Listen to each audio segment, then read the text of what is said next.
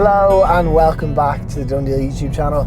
My name is David OC and today we're in the new Peugeot 308. In fact, it's so new that we're actually on our way to Glasson Lake House in Athlone to go to the launch of this very car, and we're lucky enough to be test driving it on our way there. Now these are going to be coming to the market in June, so very soon, only a couple days at this point nearly. And so far, so good. And in this review, well, it's more of a first drive. We're going to just be checking it out as we're only getting to spend a couple of hours in it driving from Dublin all the way down here to Athlone.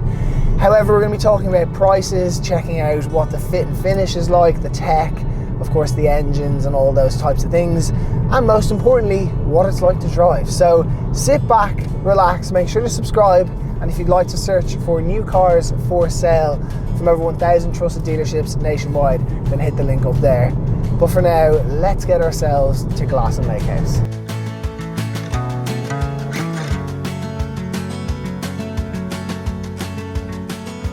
So here it is on the exterior, and to begin with, let's talk about the colour. It reminds me so much of the British racing green that we used to see in the Jaguars back in the 80s and 90s and even before then. This particular one is called olivine green and it is gorgeous in the flesh. And actually two people stopped me in the service station on the way down here and asked me what the name of the colour was. So it's definitely turning heads. Now in terms of the design and the styling, to begin with, we'll talk about the front. So obviously we have these very Peugeot-esque fangs here as part of the lion. The grille is actually completely new for the 308 and it's actually distinctive to it, and it does look really well. However, from the rear, that's where I think it looks best. So from back here, it's familiar territory for other Peugeot owners. As you can see, the rear lights, again, very similar to what we see on the Peugeot 2008, and that's actually going to continue that theme throughout the rest of the car. One design style I really have to admire is actually the way the boot goes back on itself there. It's almost more than 90 degrees, and that looks really well. And I love the new Peugeot logo as well. Top tip, because when I first collected the car, I wanted to put my bag in the boot and I opened on the key and then I was squeezing my fingers in here, but as it turns out, very subtly hidden away, there is a button in there to open the boot. The car is probably locked right now in true amateur hour, but when you do open it, it opens right up. In the boot itself, there's 412 litres of storage. Actually, you can put a little bit under there hidden away. No spare wheel, we're seeing that kind of as a trend, but aside from that, it's just a functional, practical boot. A little bit of netting there, and then of course the seats do fold in a 60-40 split.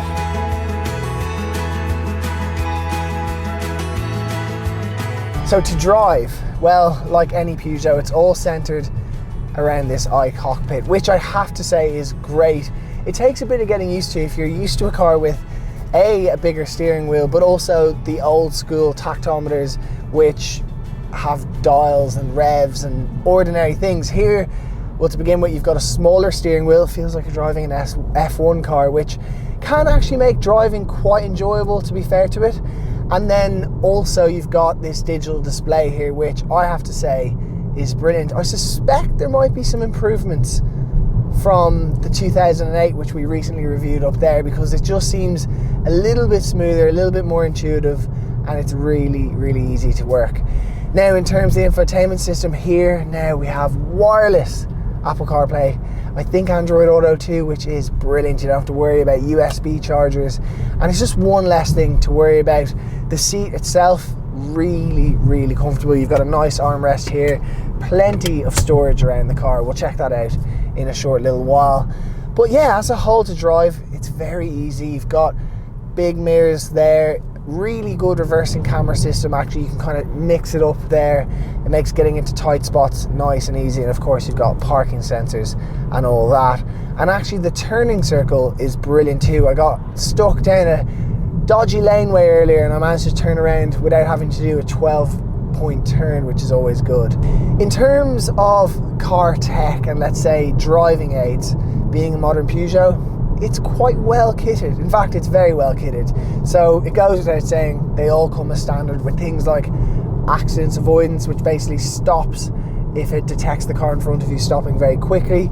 It also has adaptive cruise control. Top tip on that one is to press the button in if you want to change the distance from the car in front of you. That took me a minute to figure out, and on the motorway it was a little bit frustrating. I was almost having to brake really early, but once I figured that out, it was fantastic. It also has lane assist, and one thing I have to commend Peugeot for, recently, and this review will actually be our next video going live, and it's definitely worth checking out.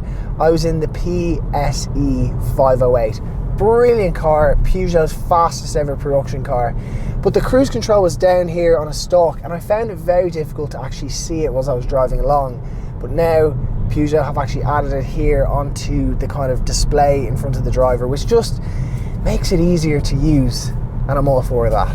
So it's going to come in 3 different specs, and if you're familiar with Peugeot, then you'll be familiar with what the different trim levels are. But the entry level is active, then there's the Allure, which is this one, and then the GT. Prices start at a touch under 32,000 euros for the active, and they work their way up to about 39,000 euros for the GT. Now in terms of engines, well, there's a little bit of variety in it. So there is the 1.2 litre petrol, which is probably one of the best engines you can get in it. It's got 130 horsepower, and actually it's automatic. And as far as I can see, every 308 now is automatic, and it just goes to show we're seeing, is it 55% of new cars sold now are automatic? Anyway, I'm going on a tangent. There's also a 1.5 litre diesel engine that's got 150 brake horsepower, goes without saying, it's automatic. And then there's 2 hybrid versions. Now, the first is a 180 brake horsepower hybrid, and the second is a 225. Now they're both front wheel drive. They both come with a 1.6 litre naturally aspirated engine, which is paired with a 12.4 kilowatt hour battery pack. Now where they become different is the lower powered one, that actually only has a 110 kilowatt electric motor. Now, to put that in comparison, the larger brake horsepower one has a 132 kilowatt electric motor. So it's just that little bit bigger, giving it a little bit more oomph, I suppose you would say. In terms of range, they're virtually the same. They both have about 60 kilometers on pure electric mode. Now that's WLTP quoted figure. You'll probably see realistically maybe 20% less than that in the real world, but still a respectable amount. It means you can drive it around on the city commute and you won't be burning loads of fossil fuels. Which engine would I go for? It really is up to you. Personally, I'd actually go for this, the 1.2 litre petrol. I just think it's an absolutely fabulous engine. So there you have it. That's a first drive of the new Peugeot 308. I have to say, so far, it's really good. I love the direction Peugeot are taking.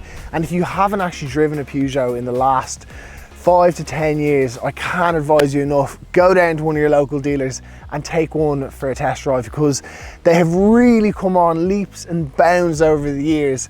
And the design is really, really cool. The tech is great, and they're quite comfortable to drive as well. So we hope you enjoyed this little kind of first drive. If you did, please make sure to subscribe, give us a thumbs up, and let us know what cars you'd like to see us review in the near future. But for now, thank you so much for watching, and we'll see you in the next one.